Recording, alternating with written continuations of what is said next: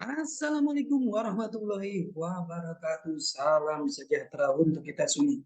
Apa kabarnya rekan-rekan mahasiswa-mahasiswi Universitas Dian Nusantara? Kita berjumpa kembali di mata kuliah Leadership di pertemuan yang ke-11. Tidak terasa kita sudah memasuki pertemuan yang ke-11. Mudah-mudahan Tuhan yang Maha Esa memberikan kita keberkahan kesehatan sehingga kita bisa menyelesaikan mata kuliah ini dengan sukses dan lancar. Rekan-rekan semuanya, sebelum kita memulai proses belajar ini, alangkah baiknya sama-sama kita berdoa agar proses belajar mengajar ini berjalan dengan sukses dan lancar. Berdoa menurut keyakinan dan kepercayaan masing-masing. Berdoa dimulai.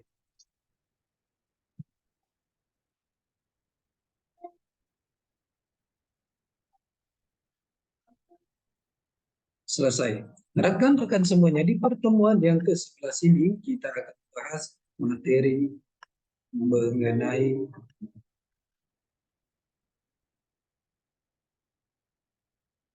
komunikasi dalam organisasi. Ini adalah materi yang sangat menarik sekali. Komunikasi dalam organisasi. Komunikasi dalam organisasi. Komunikasi dalam organisasi merupakan komunikasi antar manusia atau human communication yang terjadi dalam konteks organisasi. Komunikasi organisasi diberi batasan sebagai arus pesan dalam suatu jaringan yang sifat hubungannya saling bergabung satu sama lain. The flow of message within a network of interdependent relationship. Komunikasi organisasi, manusia dalam kehidupannya harus berkomunikasi, artinya membutuhkan orang lain dan membutuhkan kelompok atau masyarakat untuk saling berinteraksi. Sebagian besar pribadi manusia terbentuk dari hasil integrasi sosial dengan sesama dalam kelompok dan masyarakat.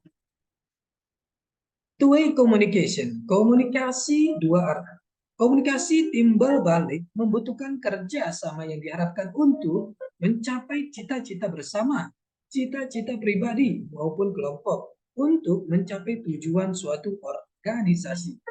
Bila sasaran komunikasi dapat diterapkan dalam suatu organisasi, baik organisasi pemerintah, organisasi kemasyarakatan, maupun organisasi perusahaan, dengan tujuan utama mempersatukan individu dalam organisasi.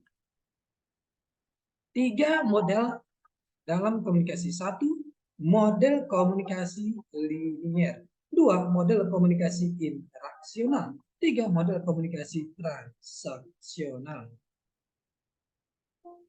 1, model komunikasi linier. One way communication. Dalam model ini, komunikator memberi suatu stimuli dan komunikan melakukan respon yang diharapkan tanpa mengadakan seleksi dan interpretasi. Komunikasi bersifat monolog. 2, model komunikasi interaksional. Sebagai kelanjutan dari model pertama, pada tahap ini sudah terjadi feedback. Komunikasi yang berlangsung bersifat dua arah. Dialog. Tiap partisipan memiliki peran ganda. Satu saat bertindak sebagai komunikator, pada saat lain sebagai komunikan. 3, model komunikasi transaksional. Komunikasi dipahami dalam konteks hubungan antara dua orang atau lebih. Pandangan ini menekankan bahwa semua perilaku adalah komunikatif. Tidak ada satupun yang tidak dapat dikomunikasikan. Fungsi komunikasi dalam organisasi. 1, downward communication. 2, upward communication. 3, horizontal communication. 1, downward communication.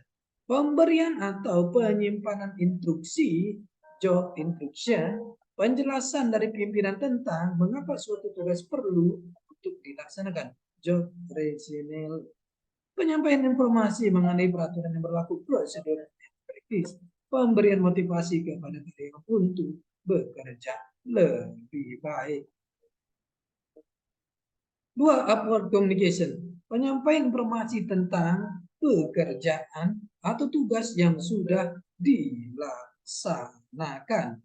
Penyampaian informasi tentang persoalan pekerjaan atau tugas yang tidak dapat diselesaikan bawahan, penyampaian saran-saran perbaikan dari bawahan, penyampaian keluhan dari bawahan tentang dirinya maupun pekerjaannya.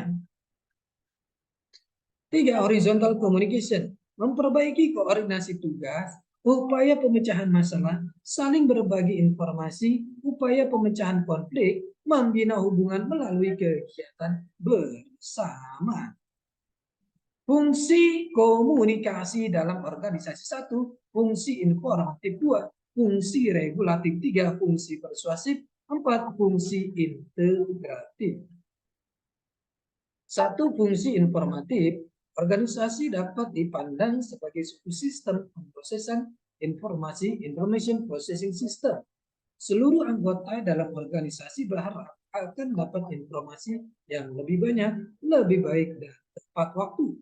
Informasi yang didapat memungkinkan setiap anggota organisasi dapat melaksanakan pekerjaannya secara lebih pasti. 2. Fungsi regulatif. Berkaitan dengan peraturan-peraturan yang berlaku dalam suatu organisasi, atasan atau orang-orang dalam jajaran struktural memiliki kewenangan untuk mengendalikan semua informasi yang disampaikan. 4. Fungsi integratif. Setiap organisasi berusaha menyediakan saluran yang memungkinkan karyawan dapat melaksanakan tugas dan pekerjaan dengan baik. Pelaksanaan komunikasi ini dapat menumbuhkan keinginan untuk berpartisipasi yang lebih besar dalam diri karyawan terhadap organisasinya. Gaya komunikasi. Gaya komunikasi, communication style, didefinisikan sebagai seperangkat perilaku antar pribadi yang terspesialisasi yang digunakan dalam suatu situasi tertentu. A special set of interpersonal behavior that are used in the given situation. Masing-masing gaya komunikasi terdiri dari sekumpulan perilaku komunikasi yang dipakai untuk mendapat respon atau tanggapan tertentu dalam situasi yang tertentu pula.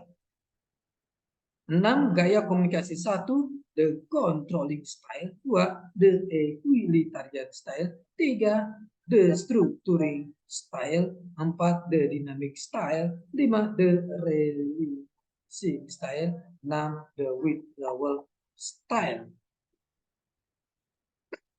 1. The controlling style. Gaya komunikasi bersifat mengendalikan, ditandai dengan adanya satu kehendak untuk membatasi, memaksa, dan mengatur perilaku, pikiran, dan tanggapan orang lain. Lebih memusatkan perhatian pada pengiriman pesan, tidak ada atau tidak mengharapkan umpan balik. 2. The equalitarian style. Aspek penting gaya komunikasi ini adalah adanya landasan kesamaan dan two-way traffic communication. Komunikasi dilakukan secara terbuka, mengungkapkan gagasan secara rileks sampai detik formal, memudahkan tindak komunikasi dalam organisasi, efektif dalam memelihara empati dan kerjasama. 3. The structuring style, memanfaatkan pesan-pesan verbal secara tertulis maupun lisan guna memantapkan perintah yang harus dilaksanakan, penjadwalan tugas dan pekerjaan serta struktur organisasi.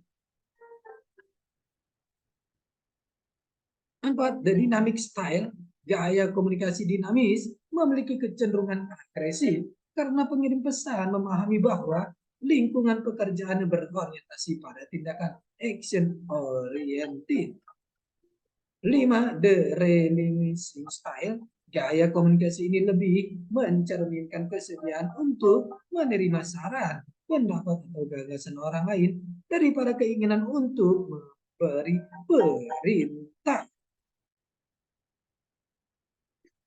6. The withdrawal style, gaya ini tidak layak dipakai dalam komunikasi organisasi. Akibat yang muncul jika gaya ini digunakan adalah melemahnya tindak komunikasi. Dalam deskripsi konkret adalah saat seseorang mengatakan saya tidak ingin dilibatkan dalam persoalan ini.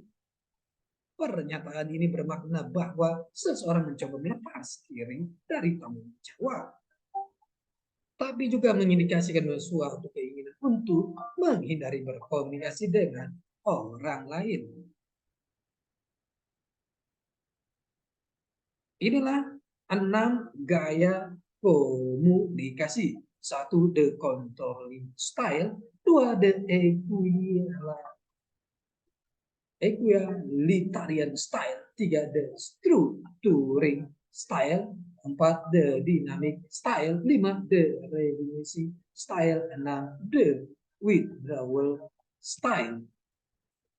Gaya komunikasi, communication style, didefinisikan sebagai seperangkat perilaku antar pribadi yang terspesialisasi yang digunakan dalam suatu situasi tertentu.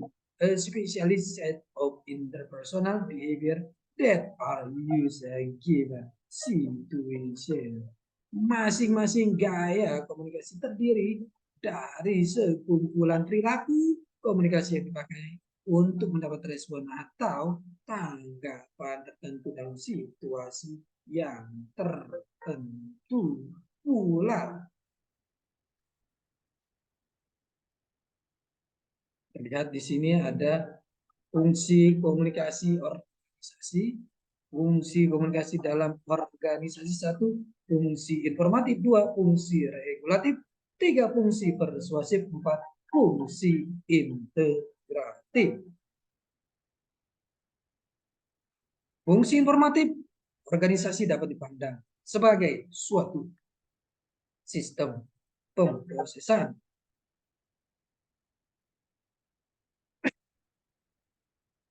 seluruh anggota dalam organisasi berharap akan dapat informasi yang lebih rekan-rekan semuanya di pertemuan kita yang ke-11 kita akan berjumpa di pertemuan selanjutnya. Tetap semua belajar mencapai kesuksesan. Salam sehat selalu. Assalamualaikum warahmatullahi wabarakatuh.